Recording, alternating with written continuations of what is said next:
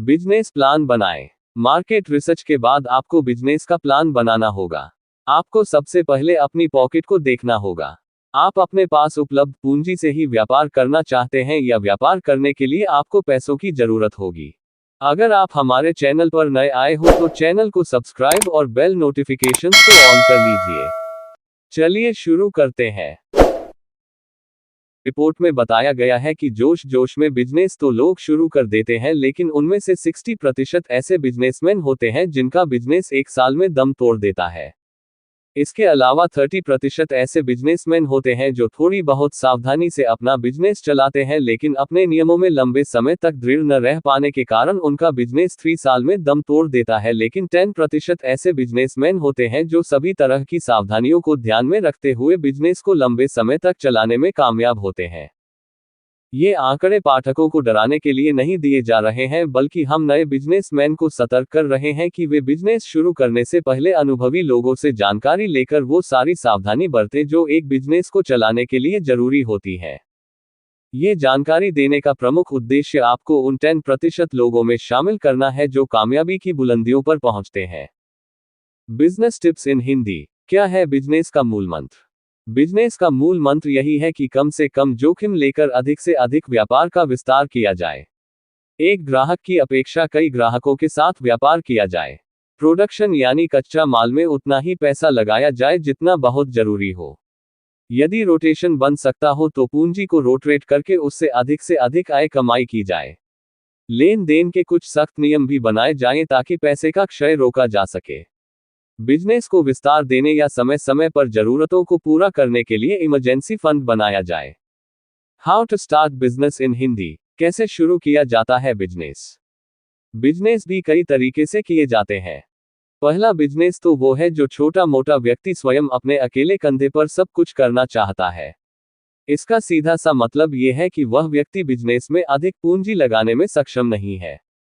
दूसरा बिजनेस करने का तरीका होता है मैनेजमेंट का।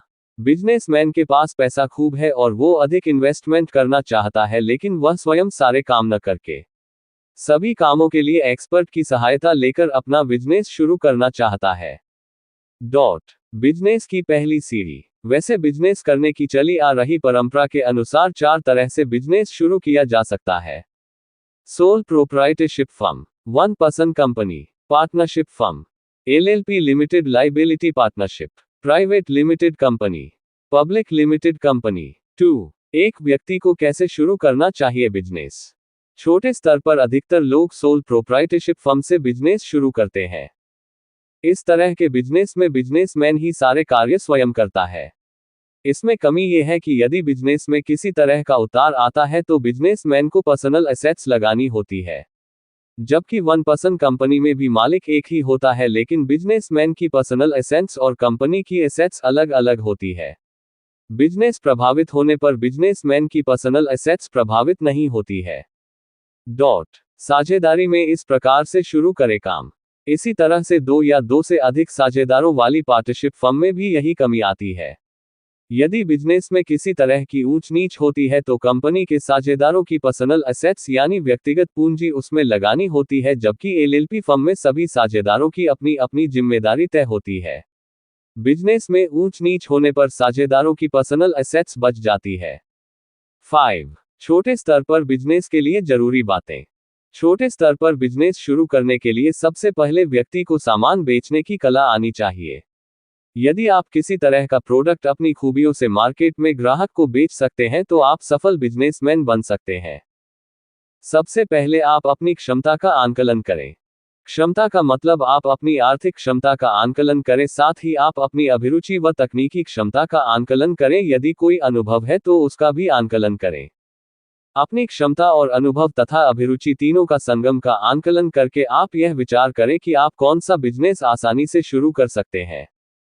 इसमें आपको कम से कम पूंजी, कम से कम हेल्पिंग हैंड की आवश्यकता होगी।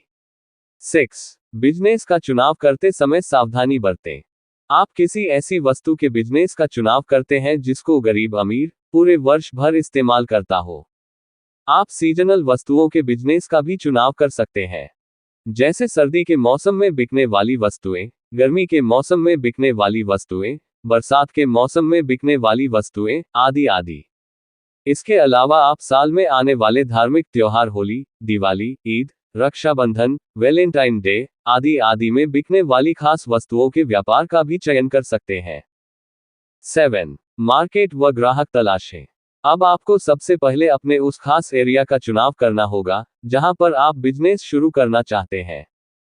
आपको अपने मनपसंद प्रोडक्ट के ग्राहकों की तलाश करनी होगी। उनकी पॉकेट कैपेसिटी को भी देखना होगा। पता चला कि आपने अपनी मार्केट के लिए कोई बड़े बजट का सामान तैयार कर लिया जबकि उस मार्केट में इतने बजट का सामान खरीदने वाला कोई नहीं है। इसके लिए अपने प्रतिद्वंद्वी यानी मार्केट में पहले से उससे मिलते जुलते प्रोडक्ट के बारे में रिसर्च करनी होगी। 8. बिजनेस प्लान बनाएं। मार्केट रिसर्च के बाद आपको बिजनेस का प्लान बनाना होगा। आपको सबसे पहले अपनी पॉकेट को देखना होगा।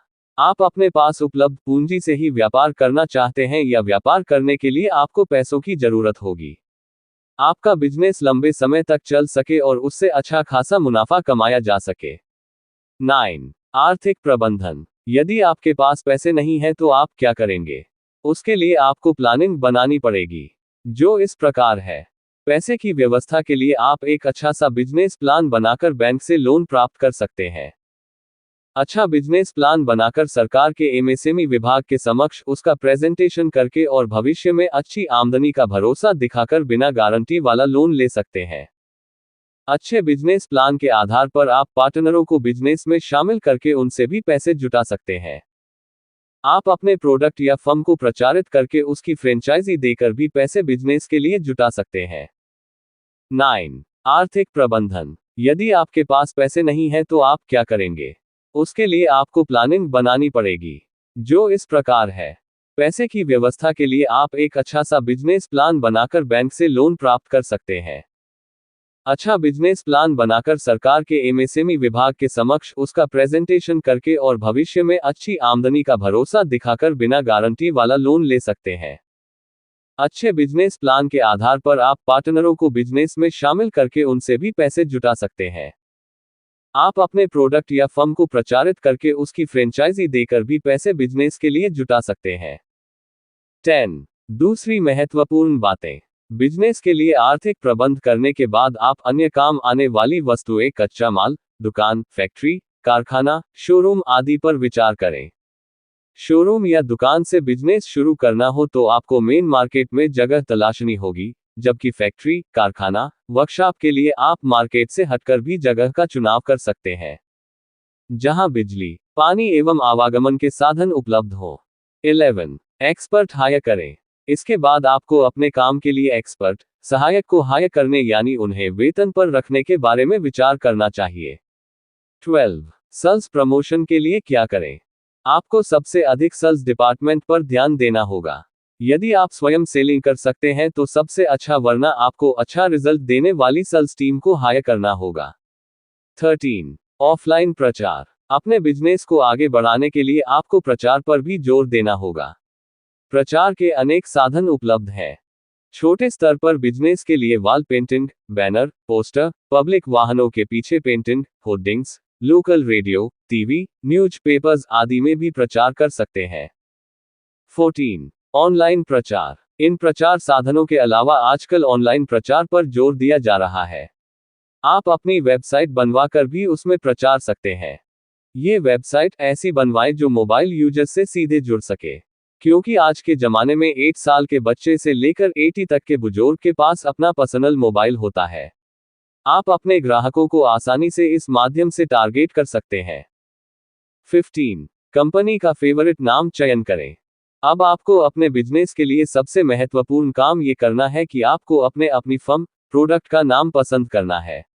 ये नाम ऐसा होना चाहिए जो बहुत छोटा एवं सरल शब्दों में हो, ताकि लोगों की जुबान पर आसानी से चढ़ जाए। खासकर कोई प्रोडक्ट तैयार करते हो तो उसका नाम आपको ये सोचकर रखना है कि आगे चलकर इसे ब्रांड बनाना है। वैसे आजकल फर्म को भी ब्रांड बनाया जा रहा है। 16. कानूनों का पालन करें।